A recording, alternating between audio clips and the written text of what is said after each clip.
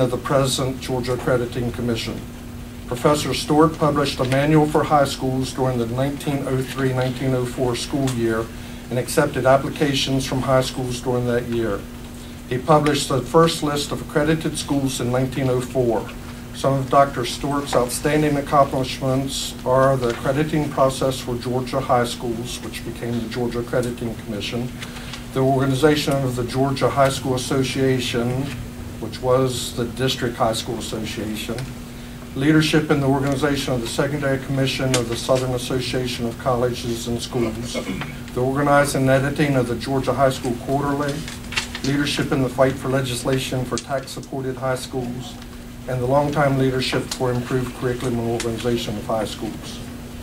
From its beginning until 1941, the rules, regulations, and standards, together with the approved list of accredited schools, was the Bulletin of the University of Georgia. In 1941, it became the official bulletin of the Georgia High School Accrediting Commission without relationship to any institution. In 1944, the organization changed its name to the Georgia Accrediting Commission and expanded the membership on the board of directors to include 2 representatives from elementary schools to be selected by Elementary School Principal Association. In 1947, the elementary schools were listed as accredited schools. In 1974, the commission began accrediting kindergartens. The membership of the commission has changed several times, always to make a broader representation from the professional elements within the state. Today, the Georgia Accrediting Commission accredits approximately 900 public schools and 600 private schools in the state of Georgia.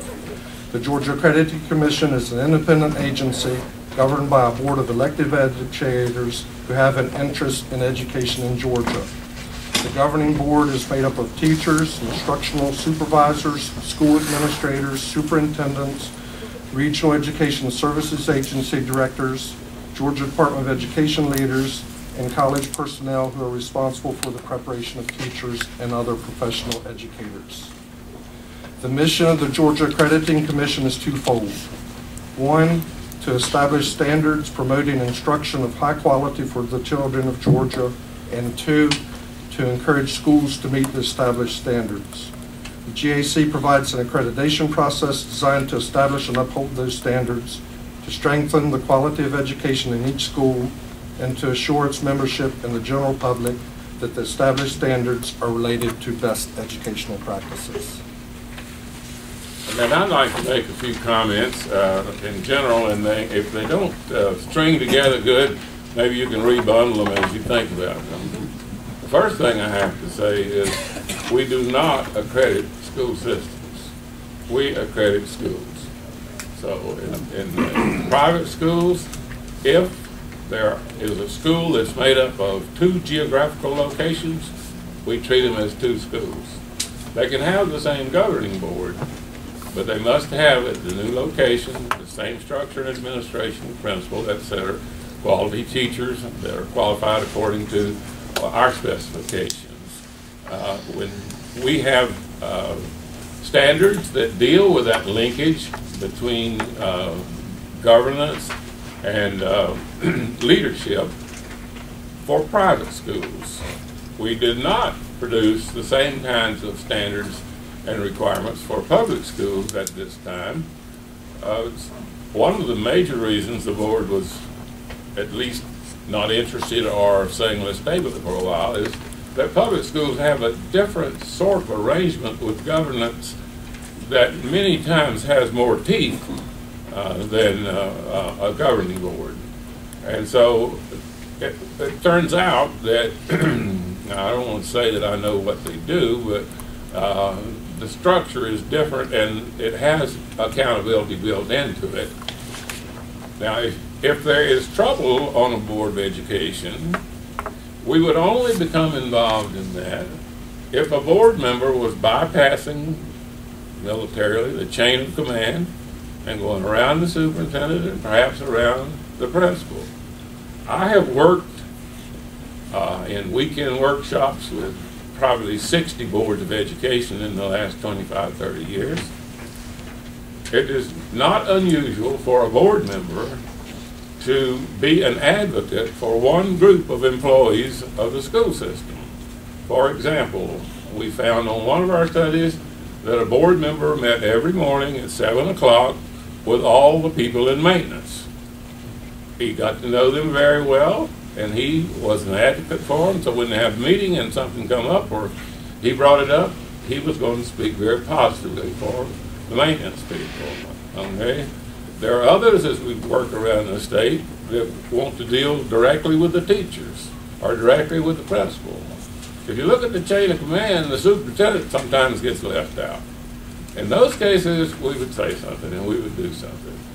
Now, if a Board of Education is arguing among themselves, we have found out that going to schools, I don't know about the ones we didn't go to, that the schools continue to function pretty well. Even though there's this haze, and really it's more than a haze, and sometimes a cloud with lightning in it, but the schools just continue to go on. I worked for a man when I first came to the University of Georgia that was an icon in the state, and he made the statement about a school principal. He said, a good school principal can turn a school around in 3 years, and a good superintendent can turn around an organization in about 5 years. He said, if you take one bad principal or one bad superintendent for a year, it's going to take about 10 years to straighten that school system out. So what we want to see is very strong leadership dealing with people who are qualified to deliver the kinds of product that education that children need. And we make this statement among ourselves. Our standards, if a school asks to be accredited and follows the rules, our school will be poised, I think is a good word, to deliver a good education. But the humans involved in that process, like me, can fail. Okay?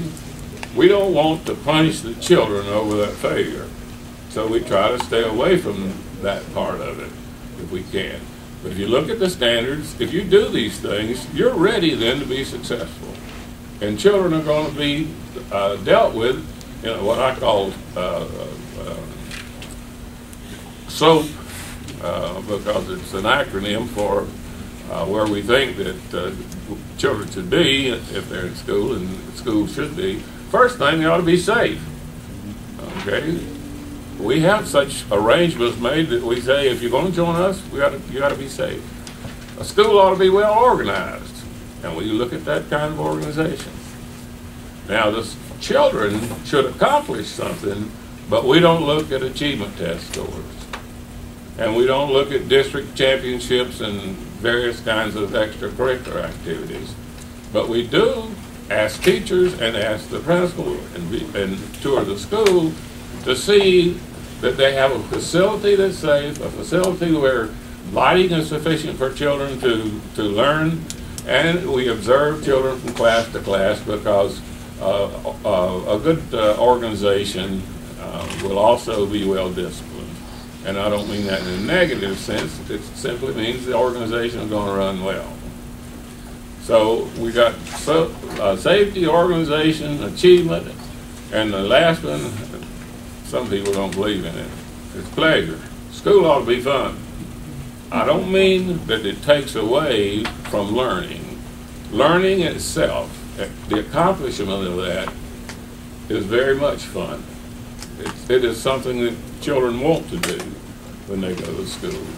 So we kind of look for the kinds of activities then going on in school that would allow one of our school consultants to review, to talk with people and determine if the standards are being met. Now, if a school chooses not to follow our standards, and we have already accredited them, we have to do an investigation, find out what's wrong. Unless it's a real life or death situation, we will give a school an opportunity to straighten up what we said and put them not on probation, just put them back down to the lowest level of accreditation. It's kind of like probation. If it does involve life and limb, we will act immediately and remove the accreditation. When that happens, there are usually other state and local agencies already involved or involved by the time we find out something like that. What I'd like you to do then is if you would ask some questions of us, and remember that Bob spends a lot of time in school, and that Buford here has been with us for many, many years, has tremendous experience because of his cross-district work. So, whatever you'd like to ask. Okay, I think Representative Scott has a question, and then after her, Senator James. Good afternoon. I'm State Representative Sandra Scott. I serve Clayton and Henry County. I have two questions. First, you said you do not accredit the school system, but you accredit schools. So are you all recognized by colleges and universities outside of the state of Georgia? We make no claims on any other state than Georgia. In Georgia, a student graduating from a GAC accredited high school is eligible for Hope Scholarship. They're eligible to be admitted into the technical college system in Georgia. The Board of Regents has a policy allowing a student to get into the university system. Credit can be transferred from one school to another, either because the other school is GAC accredited or it is a public school. The State Board of Education has a rule that says GAC students who gain credits in GAC accredited schools will be acceptable in public schools. So when it comes to the out-of-state, in the 11 years that I've been involved with GAC, we have had one college turn down GAC accreditation, and I don't know if it's an indicator of the future or not, but it's Edwards College in Jacksonville, Florida, and they said we accept only regional accreditation. I didn't ask anymore, but it's possible that there are funders who make that kind of same requirement, and the school doesn't want to lose their funding. So they won't accept the student unless he has graduated from a regionally accredited school. When it comes to other countries, England does pretty good accepting us, and Australia won't. So. She had two questions. That's okay. Senator James. Thank you very much, Mr. Chairman. Thank you all for coming. I know of all of you and very impressed to have you here before us. I'd like to direct my question to Dr. Threet, my college president. Thank you. That's not political, that's personal. Because I trust him very much. But Dr. Threet, so is SACS under you? Is SACS the accrediting group? Do they have any affiliation with you? No, we're separate accrediting agencies. Okay. And I work with both, and SACS has its standards, and the Georgia Credit Commission has its standards. And so you do work with both? Well, at one point I did. I haven't done much for SACS recently, but I have. But basically, in the last few years, I've been working along with the Georgia Credit Commission. Okay, because I know, I'm glad to know that y'all not the same, because I've heard good things, and it's always been your name related to it and not SACS. I do have a problem with the power that SACS has with being able to suspend employees rather than sitting down and working it out. So I want to know if your accrediting organization would be doing the same thing right now. Well, in terms of how we handle the situation, a school is either accredited or it's not accredited. Mm-hmm. And that's the way that goes. We have nothing to do with, how the school reacts in terms of taking accreditation to Restricted. fulfilling a standard that they don't meet when the consultant comes like themselves. And it's kind of the only thing that we want to see when we make a visitation to a school is whether or not the school is meeting the standards. And if the school is not meeting the standards, then depending on how many of our standards they would need to pass to get certain levels of accreditation, it depends on the school. But it all depends on what the standard is. For instance, if a person is supposed to have one of the teachers a certain level of preparation in terms of training, then we look at that, and if that is not the case, then it may very well be that that particular standard is not being met, and it doesn't mean that when we conclude our report that that's the only standard that we're having trouble with. It may be that a part of our recommendation would be that this standard is not being met, that we have a person or a faculty member that is not totally prepared as they should be, and ask for a waiver of that standard. And we make our recommendation to the Dr. Brown and the committee, and they make a determination as to whether or not our recommendation would be accepted to not grant this school, or to grant this school full accreditation. Or the SAC, if they don't accept that, it may mean that the school can be accredited at another level, and that level could be preparation or provisional, or it could be just accredited rather than accredited with quality. Thank you very much, Dr. I have a question. I hail back from it because basically, Dr. Brown, in your testimony, what you said was is that you all don't do that. Your accrediting agency only deals with governance when it comes to private schools and maybe parochial schools, but you don't get into the governance of accreditation for the public school system. And you spoke to some different challenges that occur with accrediting public schools. And what I would like for you to do is just see if you can expound upon that and kind of address those challenges as you see them. Well, And not just you, we just completed, I won't tell you where, an evaluation of a public school system that had 8 schools. And the inspectors and consultants went into each school. The schools were running very well, in an exemplary fashion, in fact. Principals leading and teachers teaching. Children are learning. It's excellent facilities, safe playground, etc. And that school district is right now on probation with SACS. Now, I don't disagree with SACS. I have the greatest respect for them. If the school system wants to be accredited by SACS, more power to them. I really appreciate that. It does not do us any good to say that what SACS is doing is X, Y, or Z. It does us good, though, to say that we are not led by SACS. We're an independent organization. We absolutely seek no quarrel with them over anything. But the board, almost every meeting, will specify in one way or another that we're an organization, an entity that's capable of and able to make decisions about schools.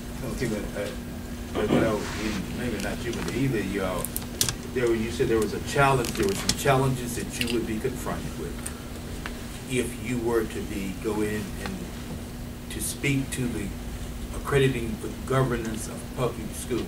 See, because I think the way that the legislation was written is that it speaks to being placed on probation.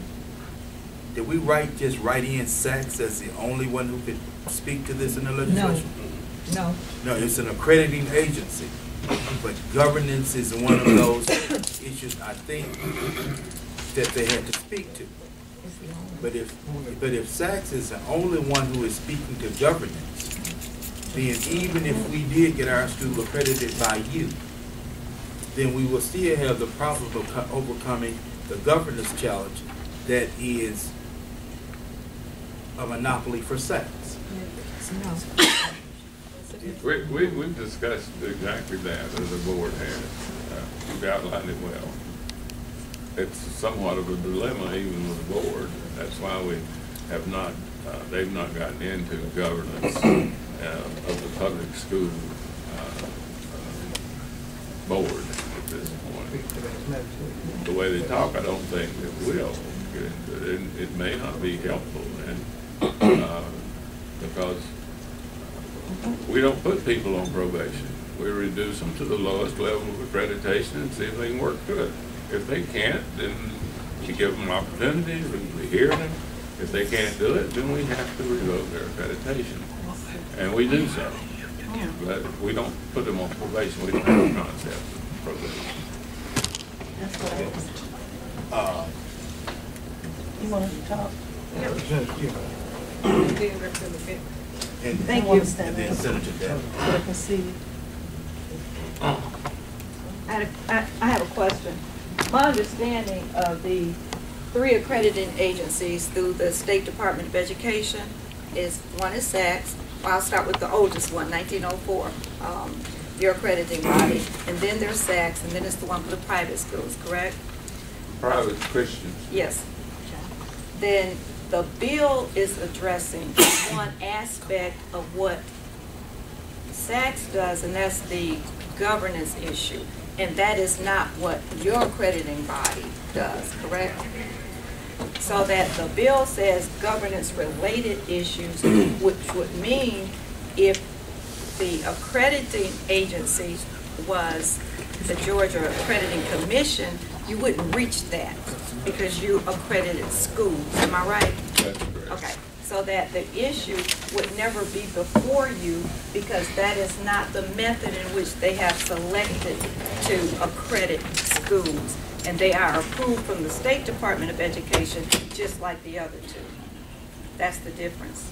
Do you understand what I'm saying? So basically, the legislation only spoke to governance. The legislation spoke to the level preceding the level of probation on governance-related issues. That's what the legislation addresses. Okay, so that is only SACS at this time. That is, at this time, the only accrediting body that I know in Georgia that looks at those issues is SACS. I'm not sure of the private Christian school. I don't know if they do or not. Well, the private system is different from our perspective. There are